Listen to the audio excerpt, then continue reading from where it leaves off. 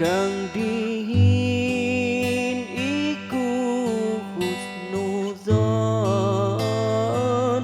marang guru tingkah lakune sifate murid ingkang bagus iku limo amal terus kang dihin iku husnudzone marang guru tingkah lakune kang dihin iku husnudzone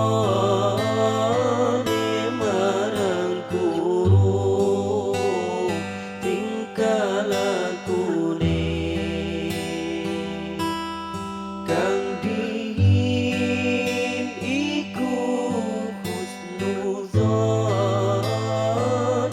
marang guru tingkah lakune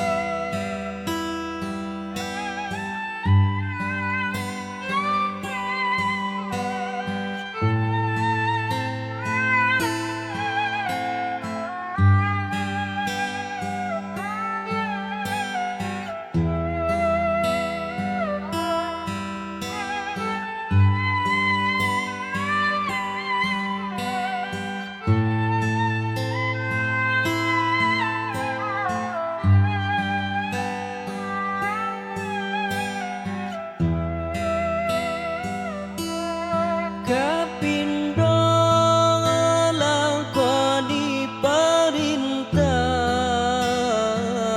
saking gurune ikhlas manah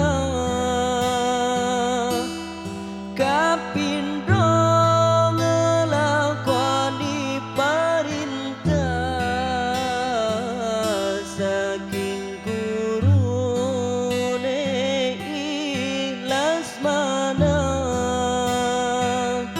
selagine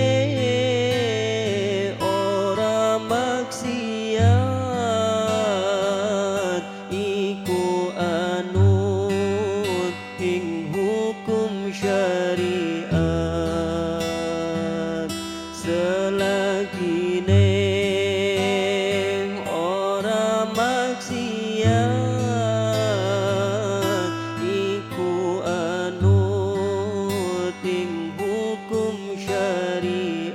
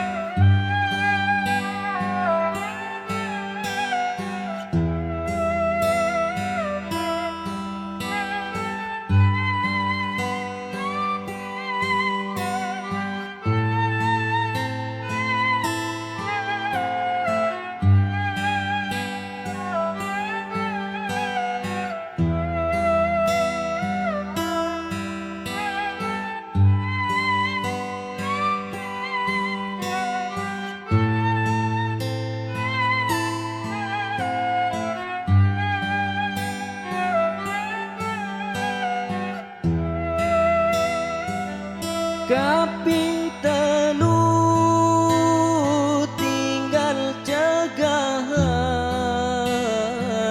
saking guru awe pituturan. Kaping telu tinggal cegahan saking guru awe pituturan. Kaping papat hormat gurune. Kaping limo ndongaken bagusane. Kaping papat hormat gurune. Kaping limo ndongaken bagusane. Sifate murid ingkang bagus iku limo diamal terus. Kang dihin iku husnuzone marang guru tingkah lakune.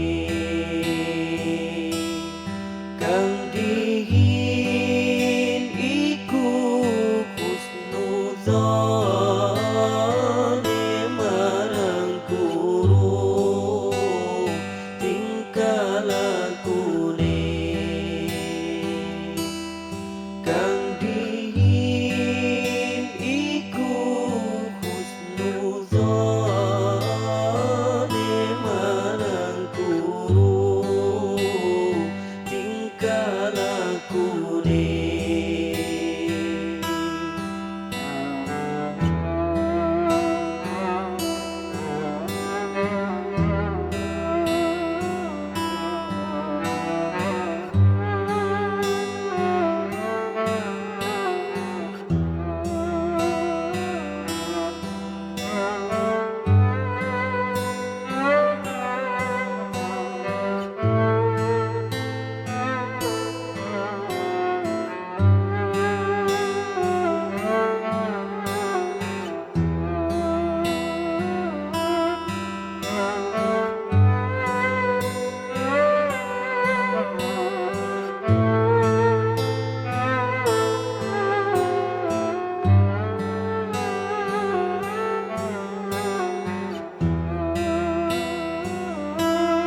Supaya murid hasil berkah ilmune manfaat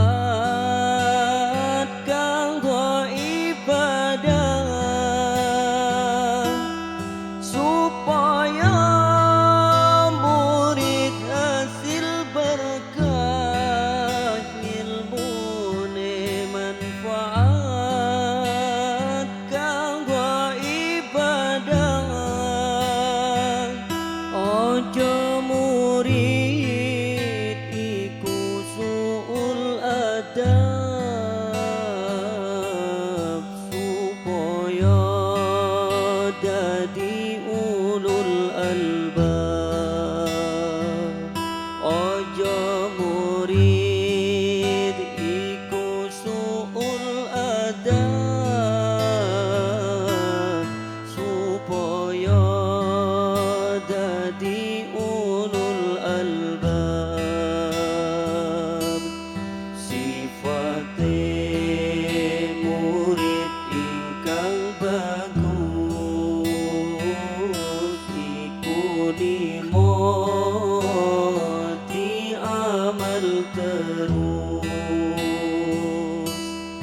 Kang dihin iku husnuzone marang guru tingkah lakune. Kang